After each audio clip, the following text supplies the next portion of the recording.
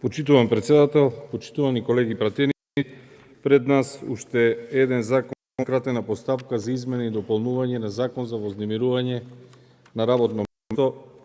Еден значаен закон кој што за жал гледаме пак оди во скратена постапка, пак имаме минимални заштити во законот, пак немаме можност да се измени и да се реагира токму онаму каде треба, односно повторно се создава ситуација дека сите тие говори на владиното мнозинство за борба против мобингот овде од говорница се само декларативни, празни изложби и дека всушност вие стоите рамо до рамо со мобингот и мобингот го користите како партиска алка за да останете на власт, и тоа е евидентно и тоа го гледаат вработените секаде низ Македонија.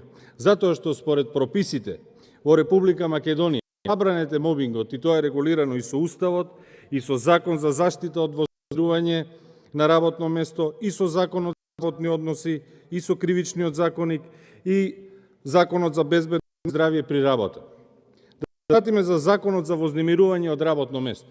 Со Законот за вознемирување од работно место овој пат со измените се изменуваат и се врши усогласување на прекршочните одредби. Меѓутоа, со самиот Закон за вознемирување од работно место, прво се дефинираат дефиниции, се даваат дефиниции што е тоа мобинг. Понатаму се регулира судска заштита, како трето се регулира инспекцијскиот надзор и како четврто се уредуваат прекршочните одредби.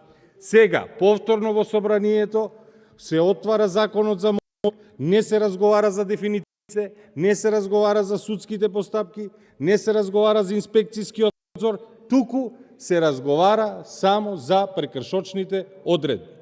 А ако ги погледнете истражувањата, видите дека имаме целосно потврлање од резултатите кои што ги има донесено Законот за вознемирување од работно место. Од прибраните сознанија, и тоа ќе цитирам по истражување, донесениот закон не допринесе кон значителен напредок во борбата против оваа појава, ниту пак ја стекна потребната доверба кај граѓаните. И кога го изменувавме Законот за трудов инспекторат, споменав овде од оваа говорница, најмалата доверба граѓаните ја имаат кога станува збор за поведување на ваков вид на постапки. Зошто? Затоа што имаме проблеми со доказната постапка, затоа што имаме нејасна правна регулатива, затоа што имаме потешкоти при обезбедување на докази, затоа што постапувањето на органите на државната управа кои што се надлежни во овој домен се ограничуваат и нивниот надзор се сведува само на евидентирање на тоа дали работодавец составил листа на посредници и дали постојат изјави од вработените. А јасно е дека вработените ќе се потпишат на се што е од нив побарано, затоа што работодавецот ги избира посредниците, а нема никаков критериум за избор на посредници. Сега, наместо во законот да измениме самата дефиниција за тоа што представува мобинг, затоа што вознемирување на работно место во Закон за вознемирување од работно место имаме дефиниции што не представува мобинг, додека самата дефиниција што мобинг е, да кажем, широко определена и не ги следи реалните ситуации кои што се на теренот. А она како што спомена и говорниците мене, кои зборуваа за синдромот на празно столче, односно кога работниците не добиваат работни задачи, и синдромот на преполн работен стол, кога работниците добиваат премногу работни задачи, а потоа истите не можат да одговорат, и за жал имаме пат и на производството, имаме пат и на квалитетот на работењето.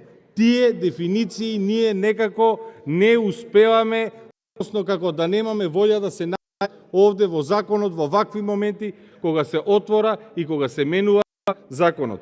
И самиот Хајнц Лејман, шведски академик кој дефинирал овие термини за мобинг, вели: континуирано и неоправдано доделување на нови работни задачи, доделување на работни задачи кои се напаѓа душевниот, моралниот и верскиот интегритет на жртвата.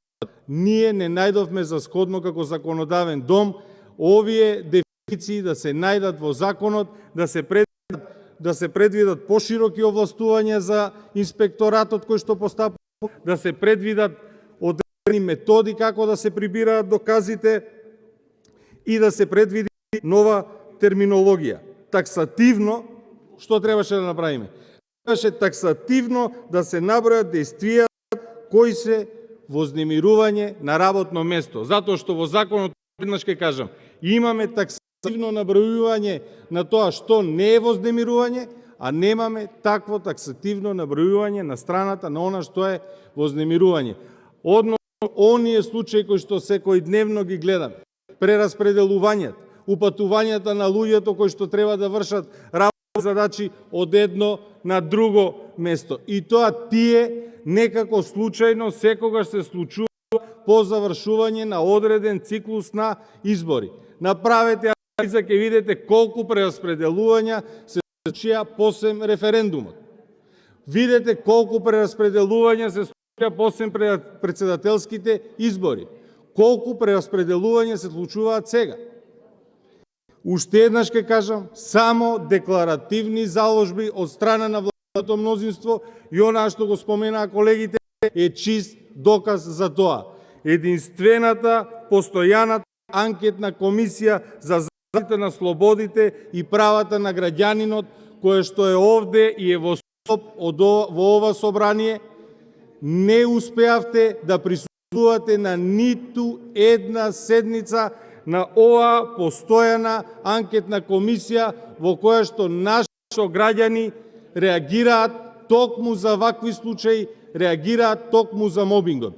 Тоа ниту еден пратеник од власта не се појави таму е доказ дека сите зборови од оваа говорница се празни флоскули. И тоа што денеска е еден закон кој што има и терминологија, и судска заштита, и инспекцијски надзор, и се прескокнуваат тие три сегменти и се менуваат само прекршочните одредби, е уште еден доказ дека имаме нефункционално собрание кое за жал не се извршува својата функција, а тоа е да ги следи настаните во општеството, да биде информиран за она што се случува на терен и соодветно на тоа да реагира. Затоа што правото има два карактери – императивен и индикативен. Едно е да наредиме, а друго е дека треба да следиме она што се случува на терен. Ако наши сограѓани, ако вработените имаат проблеми со прераспределување, ако имаат проблеми со недобивање работни задачи, ако имаат проблеми со добивање на работни задачи на кои што не можат да одговорат, па посем тоа добиваат казни, редно е ние како законодавен дом да ги воочиме тие проблеми и кога ќе ги отвораме законите, да не бидат во скратена постапка, туку суштински да се решат, за да го направиме она што треба да се случи, а тоа е законите конечно да дадат резултат и да ги заштитат оние за кои ние декларативно ги донесуваме овие закони. Мораме да ја вратиме довербата на граѓаните во институциите, мораме да ја вратиме довербата на граѓаните во овој законодавен дом. Има само еден начин, а тоа е кога ќе станеме со празните флоскули, кога ќе застанеме одговорно, ќе се слушнеме еден со друг што треба да кажеме и кога ќе дојде вакви законски измени, ќе го направиме тоа во интерес на оние кои што треба да бидат заштитени, а не во интерес на политичката елита. Ви благодарам.